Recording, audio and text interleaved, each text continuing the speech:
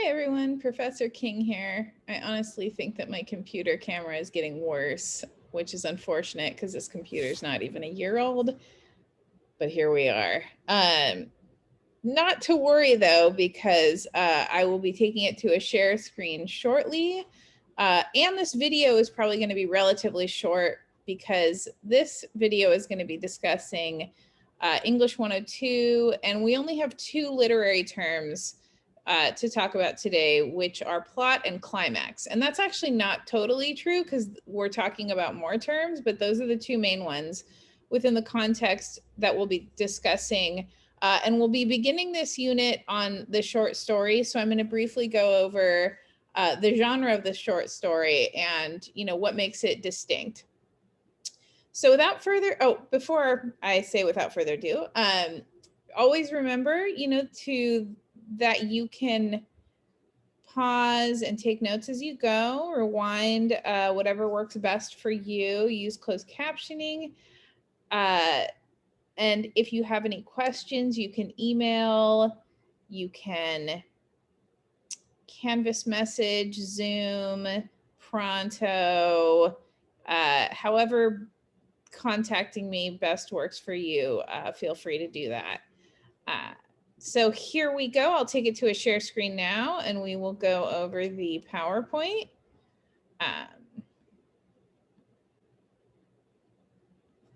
So we started a new unit because in the 102 class, we've just finished our unit on poetry.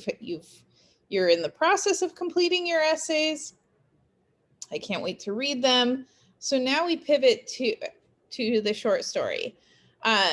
If you think back to one of the first items we read, which was How Much Land Does a Man Need? Yes, by Leo Tolstoy.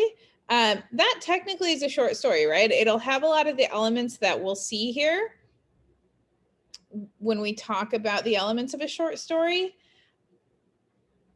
But it also is a parable because it has those elements of a parable, right? It's a little bit longer, so we can kind of look at it either way. One of the reasons why I share that in the parable little mini unit we do so early on is so that when we get to the short story, at least within the context of the class, you've already had some familiarity with these items, and I can refer back to that because we will have all read it. But what is a short story? Well, a short story is a narrative work of fiction in which first there's a great amount of attention paid to balancing summary and detail. The story has to be told in a succinct way, but it also has to provide enough sensory imagery to bring the text to life.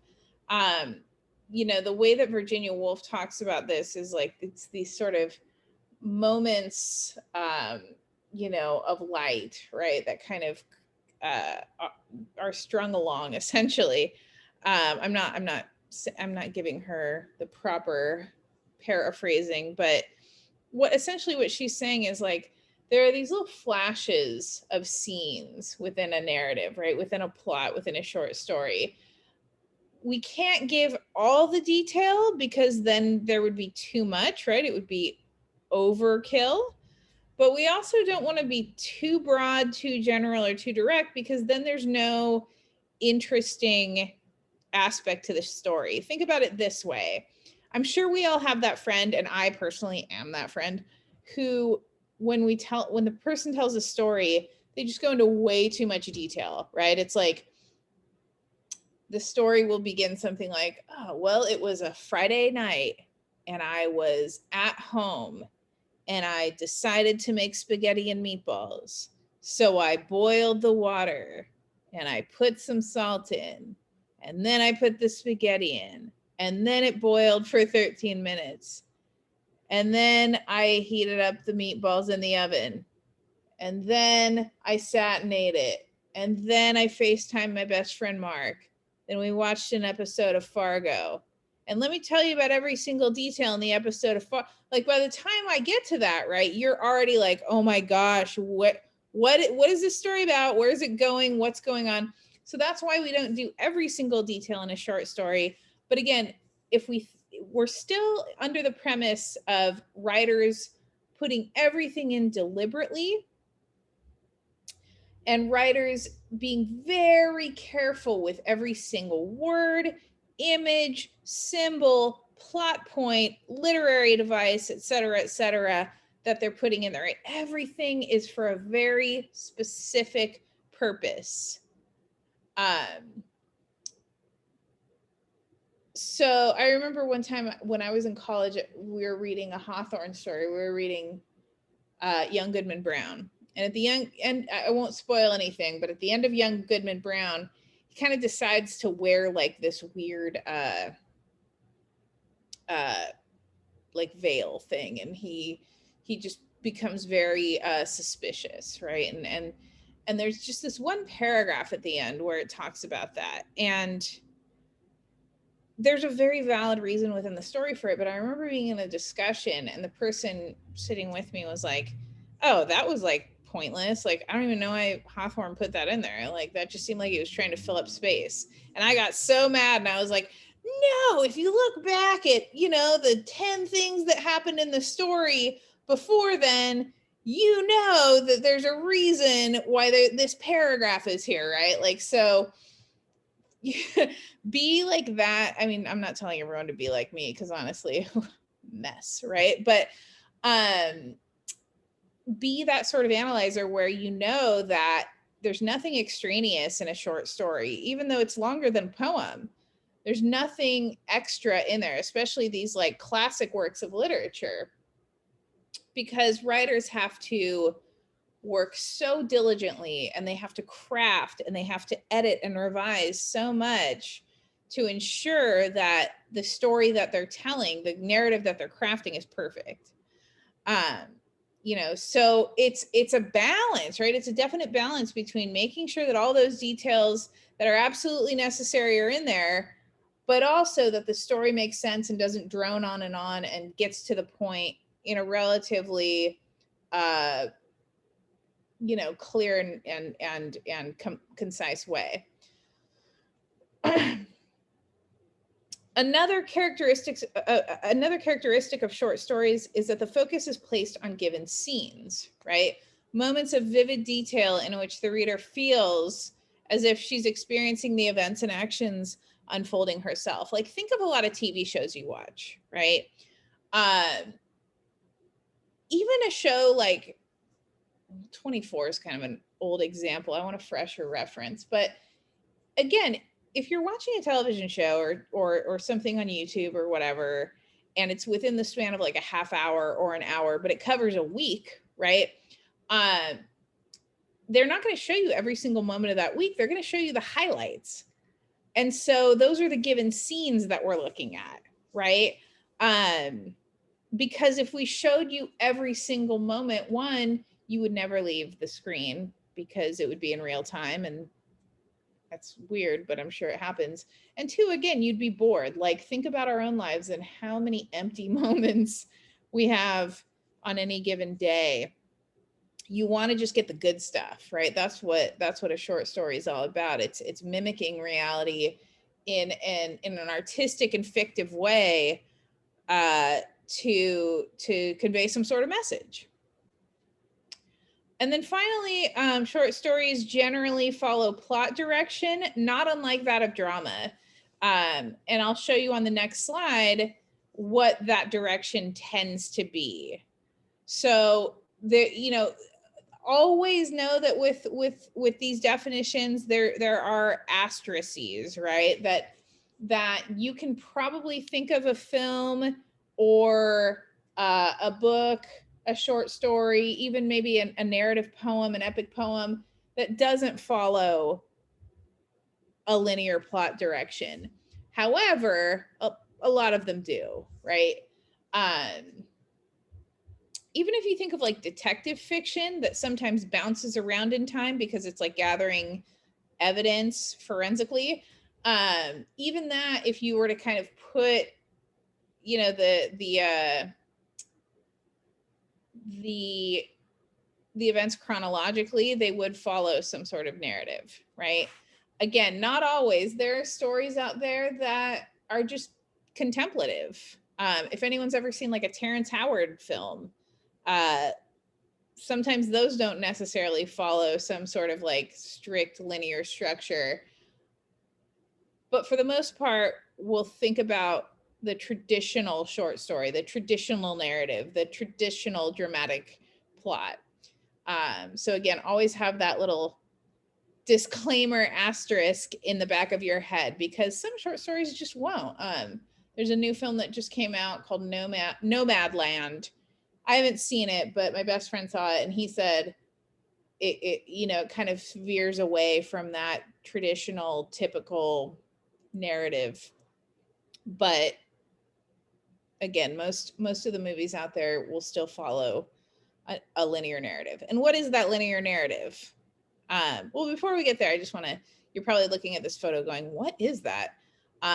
This is a photo of a film representation of the short story that we'll be reading by Joyce Carol Oates, entitled Where Are You Going, Where Have You Been? So just Arnold Friend, remember that. All right, I'll move on. So this is the general direction of dramatic or narrative plot. There's a nice image of it here, and then I'll go through each one because I want to explain it in my own weirdo academic way. All right, so most drama narratives include the following sequence of events. First, you have the exposition. And if you look at the root word of exposition, it's expose. And that's exactly what we're doing.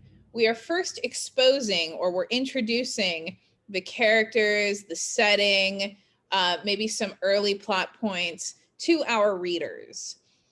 And so we're getting an insight into what's going to happen for the rest of the short story. I think I've used this example before, but if you think of like a John Steinbeck chapter, he always starts with these very long sort of depictions or descriptions of the setting. And the reason why he does that is not only to tell us where the events are taking place, but he sets the tone, he sets the mood, he maybe introduces some characters. He lets us know that there's a reason why this is taking place and the reason it's taking place, and the details he gives us help to kind of set up the narrative for us. You know, if we even think back to Tolstoy, that very first scene, we've got the husbands, we've got their wives. We know that one husband is from the country, the other one is a little more metropolitan. But then we also have, and this is very important in that first scene, we've got the devil, right? We've got the devil kind of hanging out, going, in the background. And so if we think about what happens in Tolstoy with the husband who is from the country, and we think about how the emphasis is on things like material possessions and rural living and greed, and how the devil can influence us even when we think we are above that, right? Like remember the wife is like, we'll never be greedy like you city folk, right? Like we're good country people, or whatever she says, and that turns out not to be the case. You know, again, Tolstoy does all that specifically to say, here you go, right? Like these are going to be the characters, this is going to be kind of the tone, these things are going to start being set in motion in a certain way, and the story's going to follow. Then at some point, while we're wrapping up the exposition, and that's not to say that other characters won't be introduced later on in the story, but the main ones usually show up somewhere in the exposition for the most part. Then we have the catalyzing event. It's not charted, but if it were on the chart, it'd probably be this little, what's the word I'm looking for? Intersection of these two lines. I'm not a math person, so math people are probably watching this laughing at me right now. That's fine. But the next one where these would meet, this little point right here, this corner, that corner right there, That would be the catalyzing event. And the catalyzing event puts the narrative events in motion. So I'm trying to think of like just a story that we would all know. I mean, even, I don't know, I'm trying to think of something. God, my brain really is crummy right now, folks. I'm not gonna lie. You know, even if we think about how much land does a man need, when we think about after the characters are exposed, right around the end of when the bulk of the character, you know, the main characters are exposed, what happens? Well, right, there's that first sort of movement toward like attaining land, right, and kind of possession, and so that might be a catalyzing event. I'll come back to that one. Then we have the rising action, the catalyzing event. And to catalyze something, it means to set something in motion, to kind of speed something up, right? So that's exactly what the catalyzing event does. It starts to move the action ahead, right? Move it forward. And that's when the rising action and the building conflict, we'll say, start to happen. So, you know, if we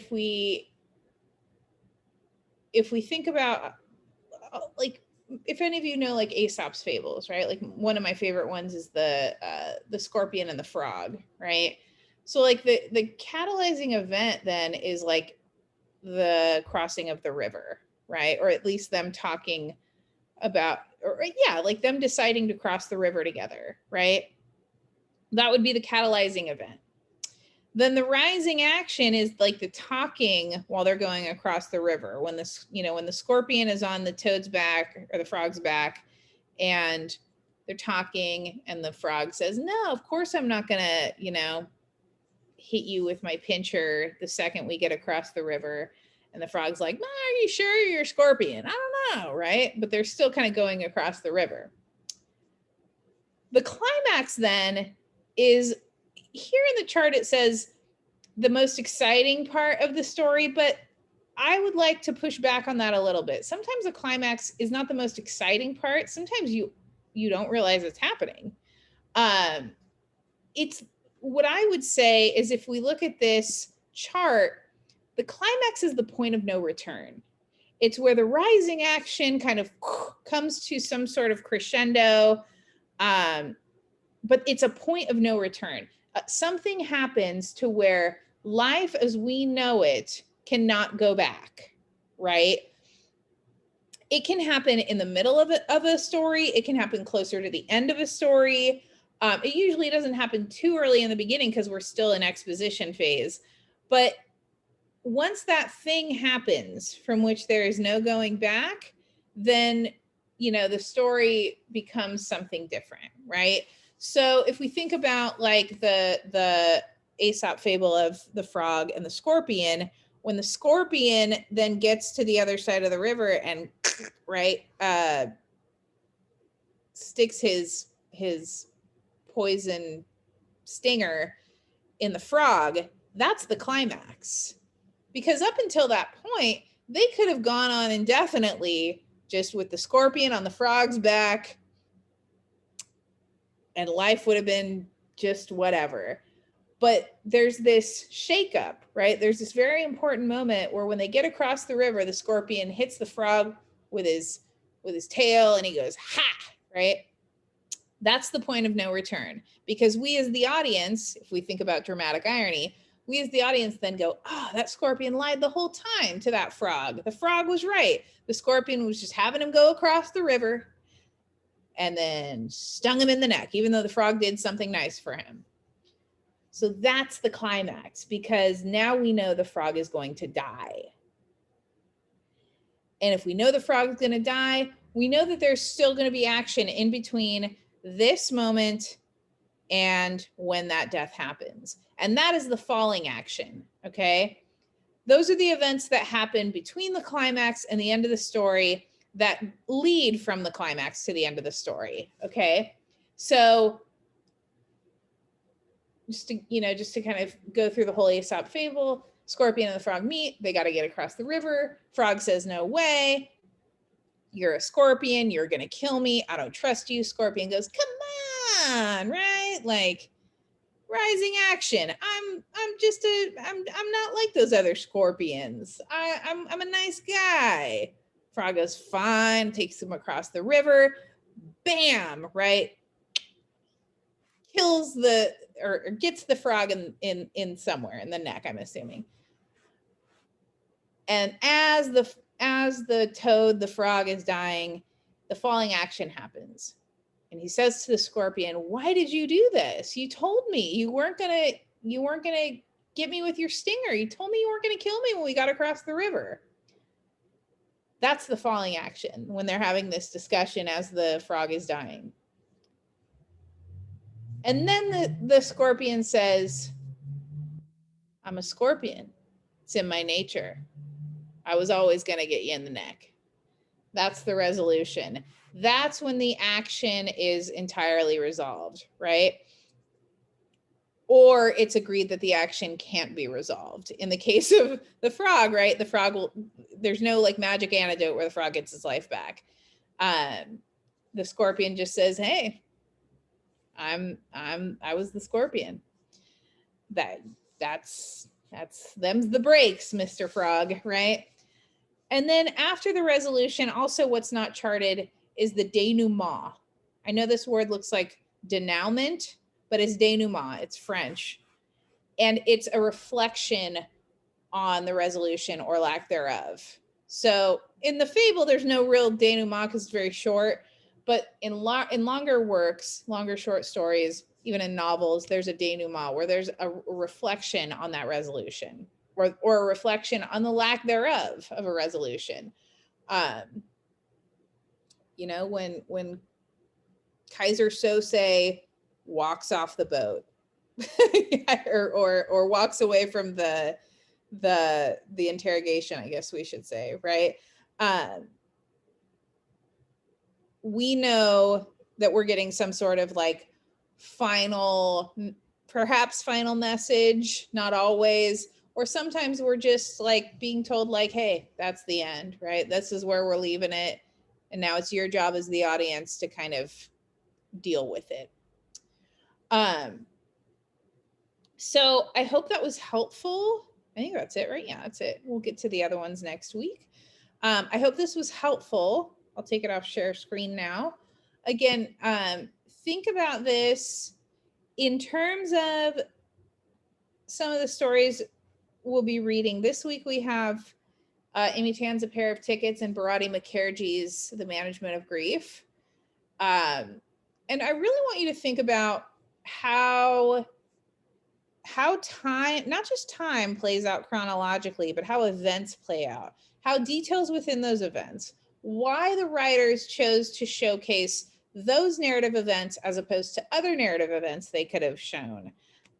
Maybe start thinking about what the stories have in common, where they differ in terms of these elements, but definitely start thinking about how these short stories, Amy Tan's A Pair of Tickets and Bharati Mukherjee's The Management of Grief, how they reflect or maybe even challenge some of these elements of short story that we've talked about in this video. So I hope that helped. Again, always message me or contact me if you have questions. I hope you have a wonderful rest of your night and weekend or week or whatever, whenever you're watching this. And I'll see you all in cyberspace. Bye.